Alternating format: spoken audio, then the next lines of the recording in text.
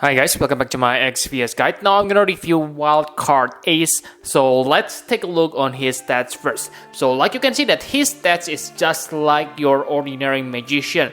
So compared to Sylvie, he also gets 100% true dual wield, but he has much better magic boost. Okay, so in terms of normal stats boost, he is just normal, but he has 100% as per bonus stats, and yes, that's very amazing, and I think until now it is the best in the game.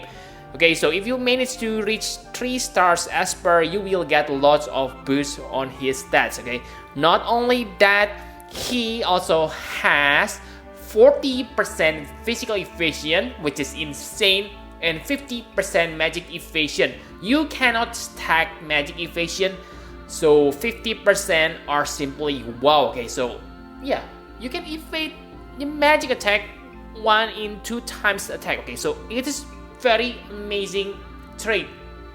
Not only that, he has 100% fatal damage protection. So I think until now I can say that he is the most tankiest magician on the game. But yes, I know he doesn't have elemental resist, which is one of his weakness, but I think that's okay. Okay, with that nice spirit and 50% magic evasion, he is really tanky. So enough about stats. Now let's talk about his abilities. Ace able to chain with 2 chaining family, Bolting Strike and Chaos Wave Awaken. Okay, so Bolting Strike so far, it is the physical chaining move, but it seems it becomes magic chaining ability starting from now. Okay, because from what I see on Japan mage, more and more mages will learn Bolting Strike chaining. Okay, so that's also a nice thing. Okay, and for element, he able to imbue himself with ice and thunder element. Okay, but because he is a true dual wielder magician and he can use imbued element on his attack, then I think it's not a problem for him. For Imperil, he also able to imperil fire elemental resist. That's kind of strange because he cannot imbue himself with fire, but that's okay. Okay, it is a bonus.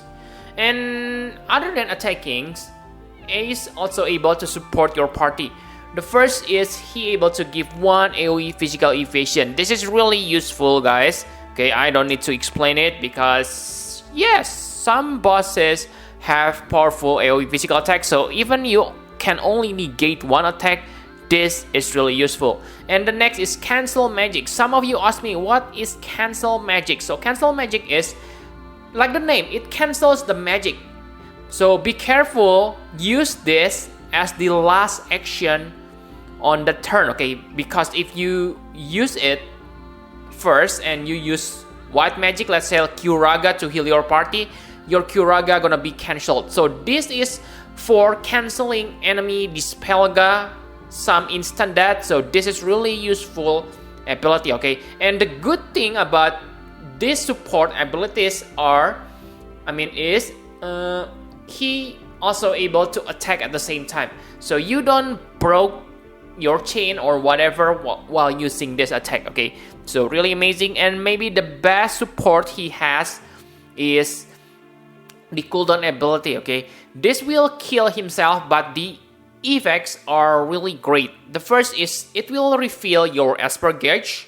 It may be not that useful for many characters. Some characters gonna benefit from Esper gauge, but for most, no.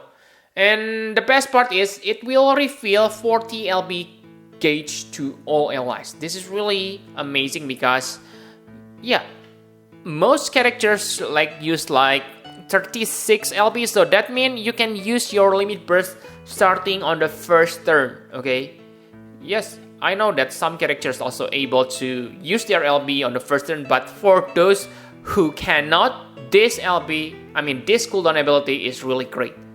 Okay, and for the damage, like you can see that there are 4 offensive attacks he has. The lowest is burst plus and plus plus, it only deals 53 times and the highest 65 times. And some of you say that, oh, it's kind of annoying. Yes, I know it's kind of annoying because you need to use burst to unlock Terra and use Terra to unlock Peta and Peta to unlock Exa. That's kind of annoying, but I must say it is still pretty simple because once you unlock your Exa, you don't need to worry about rotation again. Okay, and again, some of you say that he is a slow starter. Yes, you are kind of correct. Okay, but the damage difference, I must say, is not that great. Maybe it is great. Okay, I mean it is huge in the long run, but for the short run, I don't think it will be that important. Okay, unless you are into dark vision, you need to max out your damage on the second turn, then I think this is okay. Okay, it is not like Madam Adele where you need about 9 turns to reach your maximum damage.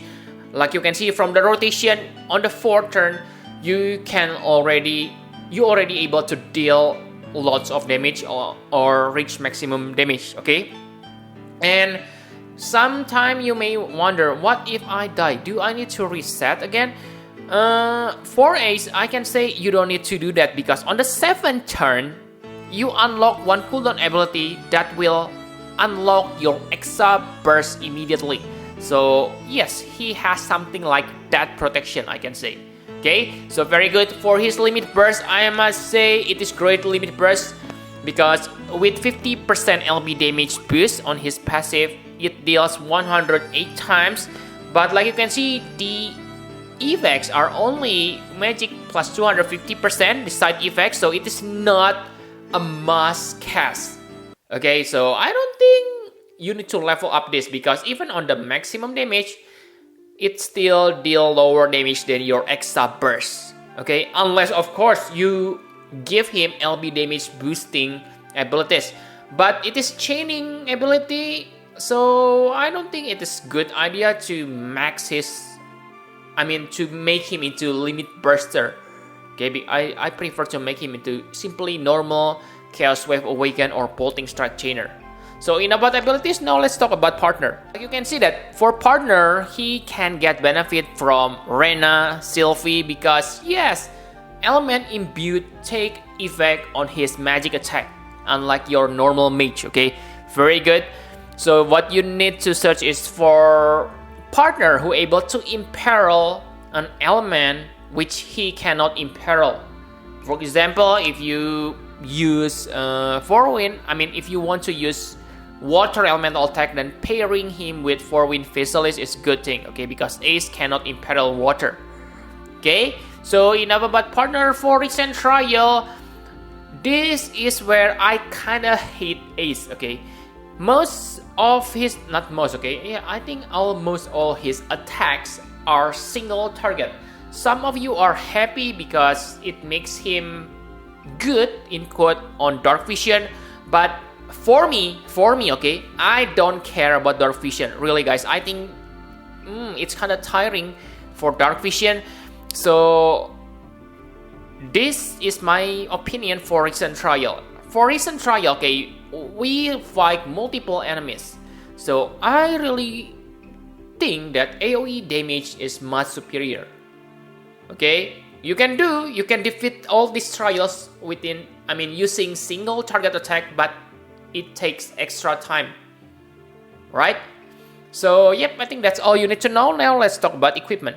So for equipment, he can dual wield weapon, and the good news is he able to equip whip, which means you can equip that Quistis STMR you just got, okay? Because yes, you get plus 50% through dual wield.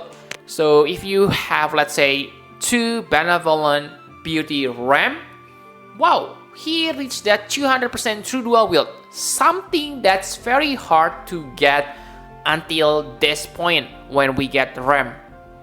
Okay, that's why I really like ram, because first, her Trust Master reward is kinda meta for true dual wield mage, okay, until now. So yes, like you can see that Ace need that RAM Thrustmaster reward to achieve his max through dual wield, unless of course you already have STMR like Wing Transcend Time, so you don't need RAM Thrustmaster reward. Okay, so in about equipment, my conclusion for Wildcard Ace.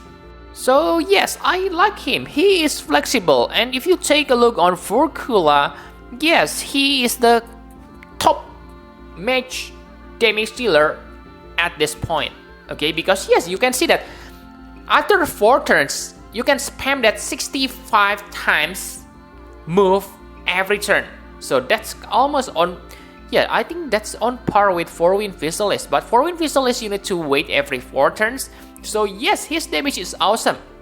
Okay, but yes, compared to Ram, I will talk about it on Ram video. Okay, he doesn't have true dual wield, but he compensates that with damage modifier.